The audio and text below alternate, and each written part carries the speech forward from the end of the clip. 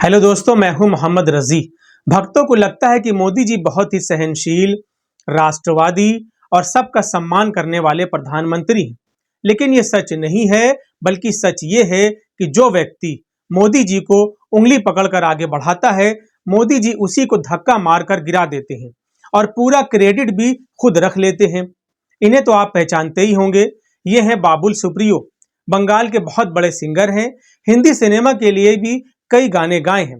साल 2014 में बीजेपी के टिकट पर चुनाव लड़े और सांसद बने।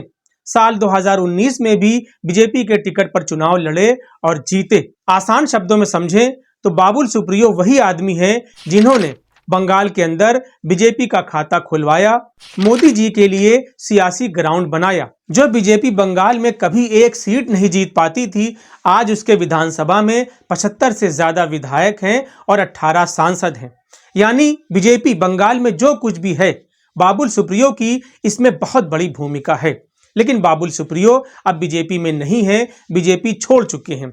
आज तक के प्रोग्राम में जब श्वेता सिंह ने उनसे बीजेपी छोड़ने के बारे में पूछा, तो बाबुल सुप्रियो ने न सिर्फ बीजेपी छोड़ने की वजह बताई, बल्कि नरेंद्र मोदी को एक से बढ़कर एक शब्दों से नवाज दिया। बाबुल सुप्रियो ने कहा कि मोदी जी बहुत ही निष्ठुर हैं, उन्हें नेता नहीं बल्कि चमचागिरी करने वाला आदमी चाहिए। बाबुल सुप्रियो ने यह भी कहा कि मोदी जी बंगाल की बात तो करते हैं, लेकिन बंगालियों को फुल टाइम मंत्री नहीं बनाते। देखिए, आप जो मुझे पूछ रहे थे कि मैं बीजेपी क्यों छोड़ा, ये तो सवाल है। जो दादा ने बोला, आई लेफ्ट बिकॉज प्रधानमंत्री बहुत अनकाइंड है, बहुत निष्ठुर है। अब एक बंगाली को अगर उन्होंने बीच में रोक दिया, मैंने श्यामा प्रसाद मुखर्जी की बात उन्होंने कल की है कि उनकी बात उन्होंने किया है। वो भूल गए कि जब कोई कोalition नहीं, बीजेपी कोalition में नहीं लड़े थे, तो श्यामा प्रसाद मुखर्जी के बाद बाबुल सुप्रियो ही वो आदमी है जो बंगाल की धरती से 2014 में उनको सीट जीत के दिया था, और उसके बाद एक बार नहीं 2019 में दोबारा जीत के दिया था। कोई काला दाग मेरे ऊपर नहीं है, कोई चोरी का इल्जाम नहीं है, कोई किसी भी तरीके का, मेरा ऑपोजिशन भी कोई घोटाले की बात नहीं करता है। तो किस वजह से इतने साल से MOS था मैं, और उसके बाद ईस्ट वेस्ट मेट्रो से लेके आसनसोल में दूसरी बार मैं अगर 2 लाख वोट से जीता हूँ, यहाँ से इस धरती से 2 लाख वोट से जीता हूँ, तो अब मेरे कॉन्स्टिट्यूंसी ने भी मुझे बहुत ज्यादा पॉइंट्स दिया है। सातों के साथ विधानसभा मैंने जीता है, 9 के 9 जीता। मेरे वजह से दुर्गापुर में भी रिजल्ट बहुत अच्छा हुआ इसकी वजह से।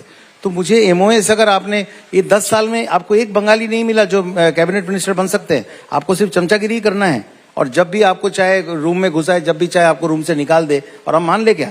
दोस्तों, बाबुल सुप्रियो यहीं पर नहीं रुके।